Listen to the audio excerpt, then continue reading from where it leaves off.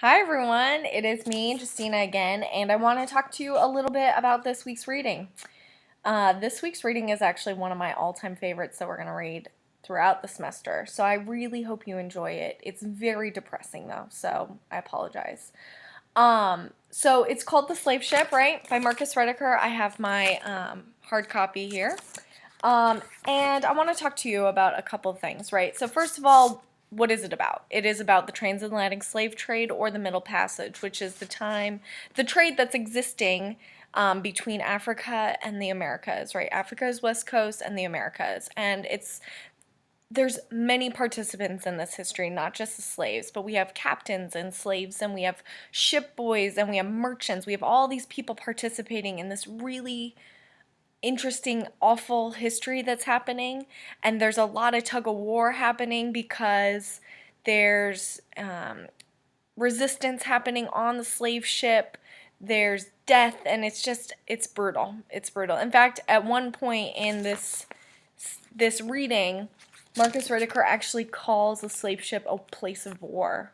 So let's think about it in that way. I really, really like that concept. Okay, so you are reading from this book, the introduction and then the first chapter. And I chose to do that because you get to see how he's going to lay out his book, right? We get his thesis, we get a little background on this history and who's written about it before him. And then we get to see how he's going to lay it out. And then in the first chapter, you get these mini vignettes about different people that participated in the slave trade. And they are slaves, captains, merchants, pirates, all these people. So you get to have these little stories about all these unique people that experienced this common moment in history and this common experience. Also, we have to remember that this is a business, right? That's the first thing I want to talk about, right? He calls his book, The Slave Ship, A Human History, right? And why he calls it a human history is because he's trying to look at it from a human perspective, right? And he's looking at many different humans of different positions in this experience, but it is from the human perspective, right? How did they experience it? But also, this is a history of business, right? Was a business. It was a major business. It was a trade of human beings across continents and across the Atlantic, right? But it was a business. The slaves were seen as property. It's almost like cattle, right? And so it is important to also remember that although they were humans existing and participating, people saw this as a business and operated it as a business, okay?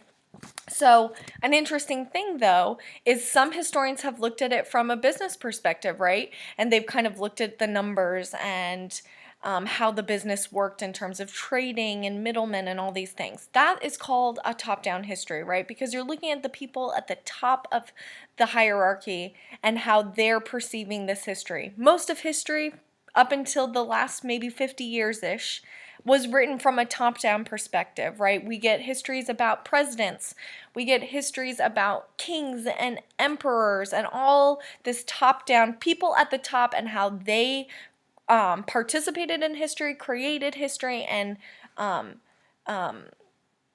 influenced their world or their nation or their city, whatever, right? Top-down history. Well, historians are also writing now something called bottom-up history, right? And Marcus Rediker is really doing a good job of trying to write some bottom-up history of the transatlantic slave trade. It's very hard to write some bottom-up history because it is looking at history from people's perspective who were at the bottom of hierarchy, right? We're usually seeing that as people of minorities history, right? So African American history is really new because historians didn't look at that perspective in American history for years because they didn't see them as important participants in the history. But now we look at slaves, right? Another thing, we look at women's history, right? Women had minimal participation in traditional politics, right? And so their perspective wasn't seen as important as men for hundreds of years, right? And so we had very little history about what were women doing in the 17th century until the last 50 years. So bottom-up history, top-down history, right? We want to utilize both of them to understand history in a more broad but also realistic sense. It gives us a more well-rounded understanding of what was actually happening in the past, right? So he is writing a bit of both, right? Because we do get some perspective of captains, and they're definitely at a higher position in hierarchy, whereas he's also giving perspective of slaves participating in the slave trade. And so that's definitely a bottom-up history, and that's really hard to do because we have so few sources from the perspective of slaves. So you really have to use your sources in interesting ways and read between the lines and think about it from different perspectives to understand how to write bottom-up history in a situation like this where their voices were minimal in the sources. Okay, so that's one thing. Think about bottom-up and top-down history, all right? And he is writing a human history of this, right, which is really interesting, and we get to kind of get a greater visual of what was actually happening when we think about it that way. Also, I want to talk to you about the term agency. Agency is really also important for bottom-up history, right? Agency is this concept that historians and actually other disciplines use as well that examines how oppressed people still act as agents of change, right?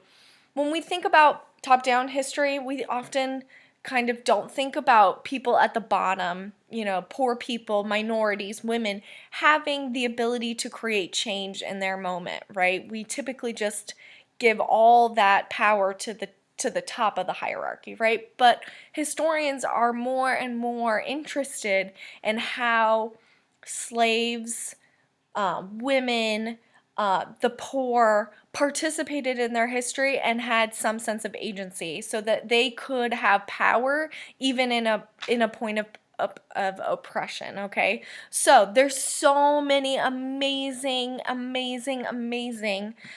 comments and examples of agency in this reading, okay? So I'm going to give you one because I want you to think about it in that way, right? Oh, actually, let me back up. So agency is usually thought of as like major resistance, right? We have slave insurrections, slave revolts, those things. But agency can also be very minimal, right? A very kind of common example of slave agency is when we find moments where in history where we see tools being broken frequently, right? So historians have claimed that slaves were breaking tools to kind of resist their hierarchy and resist their masters, right? Although that isn't running away or revolting in a violent fashion, they're acting as agents by breaking tools or working slowly. They're not doing their work as fast as they possibly can because as a way to kind of resist the above, right? And we're going to see examples of resistance in this book or in these chapters, but I want you to really think about what are smaller options of agency, and there's really good examples in here. So I'm not going to tell you because that's going to be one of your questions in the assessment, but I want you to think about agency in different ways and approach resistance as not traditional sense of what resistance is usually considered, but how can smaller resistance show agency in historical figures that are oppressed, and slaves were oppressed to the max. They had very little freedoms, and so how did they act within society to give themselves small senses of freedoms? All right, so